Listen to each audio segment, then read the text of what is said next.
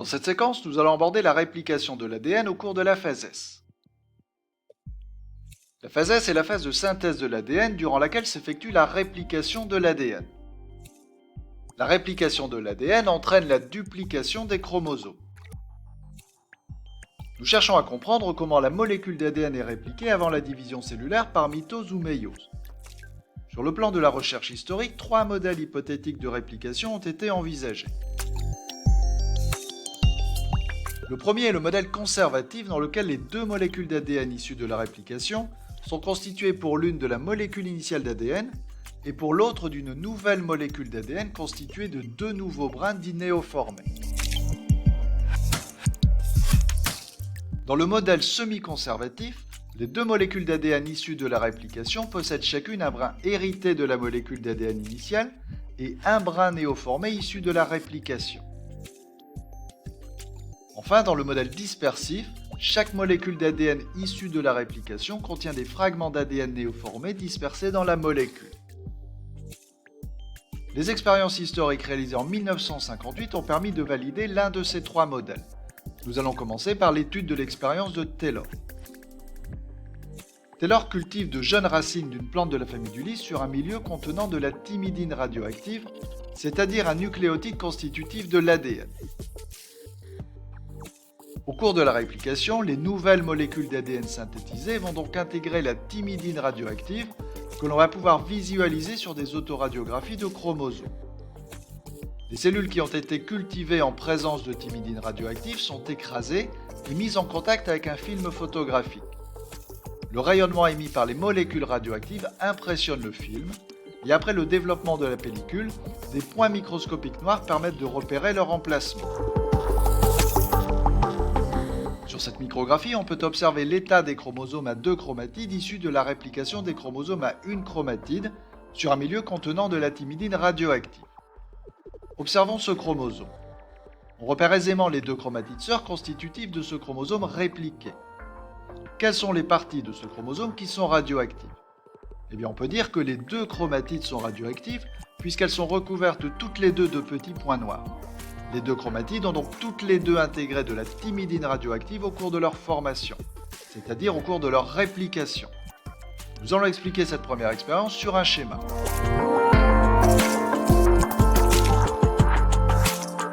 Sur ce schéma, nous allons montrer en parallèle ce qu'il se passe à l'échelle du chromosome et à l'échelle de la molécule d'ADN. Avant la réplication, chaque chromosome est constitué d'une seule chromatide, elle-même constituée d'une molécule d'ADN double brin.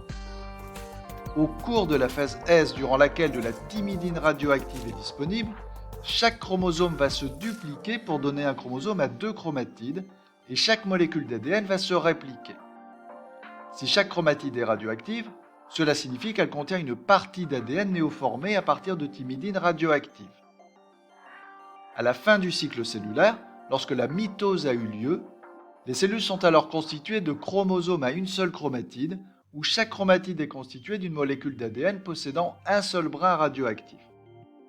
Taylor va continuer son expérience à partir de ces cellules issues de ce premier cycle cellulaire. Cette fois-ci, il dispose les cellules pour qu'elles engagent un deuxième cycle cellulaire, c'est-à-dire une réplication suivie d'une mitose, mais il les place sur un milieu contenant des nucléotides non radioactifs, y compris la thymidine. Sur cette micrographie, on observe les chromosomes à 2 chromatides issus de cette deuxième réplication, mais sur un milieu non radioactif. Observons ce chromosome. On repère aisément les 2 chromatides sœurs constitutives de ce chromosome répliqué. Quelles sont les parties de ce chromosome qui sont radioactives ? Eh bien, on peut dire qu'une seule des 2 chromatides est radioactive, puisqu'une seule chromatide est recouverte de petits points noirs. Les 2 chromatides ont donc intégré de la thymidine non radioactive au cours de leur formation, c'est-à-dire au cours de la réplication. Nous allons à nouveau expliquer cette deuxième expérience sur un schéma. Au départ, les chromosomes à une seule chromatide avant la réplication sont radioactifs puisqu'ils proviennent du cycle vu précédemment. Chaque molécule d'ADN constitutive de la chromatide possède l'un de ces 2 brins qui est radioactif. Au cours de la phase S sur un milieu contenant des nucléotides avec de la thymine non radioactive, chacun des brins d'ADN va être recopié à l'aide de nucléotides non radioactifs.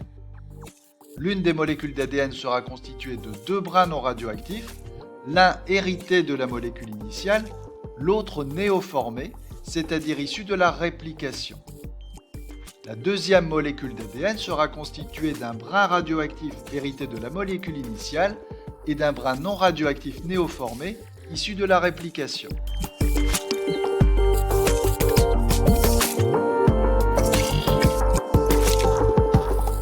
L'expérience de Taylor permet de valider le modèle d'une réplication semi-conservative.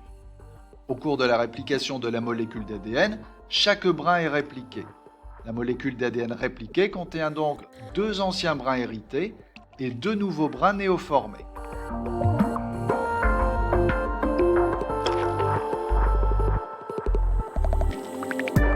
Nous allons aborder dans un deuxième temps l'expérience historique de Mendelssohn et Stahl. Dans cette expérience, des bactéries sont cultivées pendant plusieurs jours sur un milieu contenant de l'azote lourd N15 ou de l'azote léger N14. L'azote est un élément faisant partie des nucléotides. Il est alors possible de déterminer la densité des molécules d'ADN répliquées sur chaque milieu grâce aux nucléotides N15 ou N14.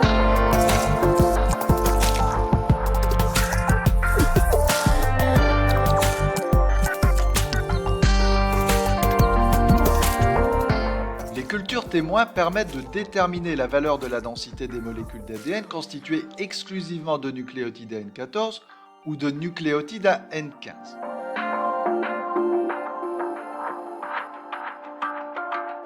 Dans l'expérience suivante, on prélève des bactéries qui se sont répliquées dans un milieu N15, puis on les dépose dans un milieu N14 pour un seul cycle de réplication. On constate que la densité de leurs molécules d'ADN est intermédiaire.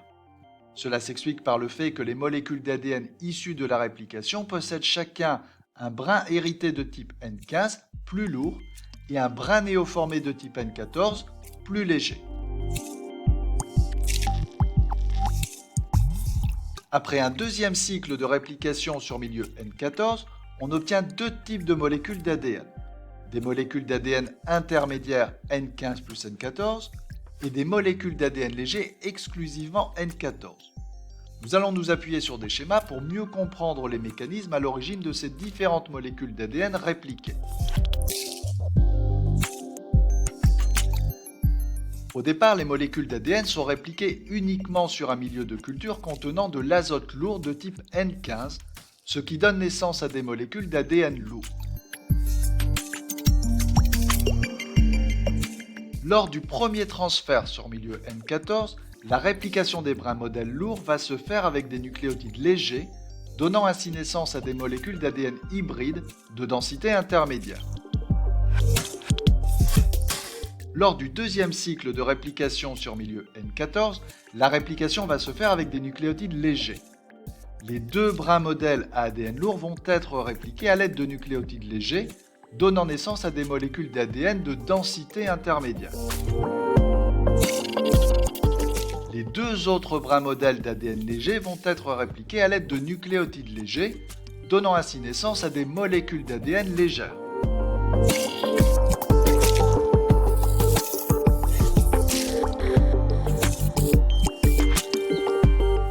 L'expérience de Mendelssohn et Stahl confirme elle aussi le mécanisme semi-conservatif de la réplication de l'ADN.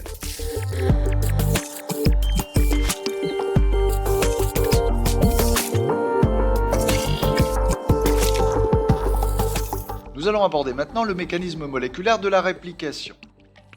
Grâce à la microscopie électronique à transmission, on peut observer dans le noyau des molécules d'ADN en cours de réplication. Cette figure est connue sous le nom d'œil de réplication. On peut y repérer les deux brins hérités, ainsi que les deux brins néoformés en cours de réplication.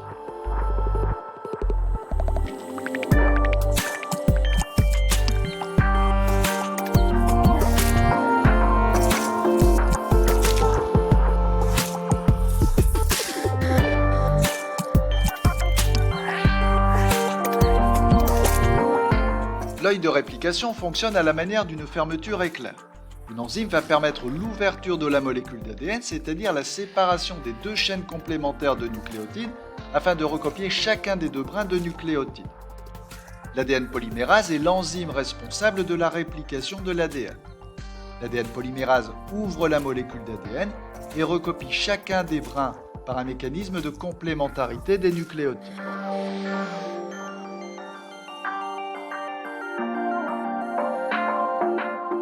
Dans le détail, le mécanisme de réplication est complexe.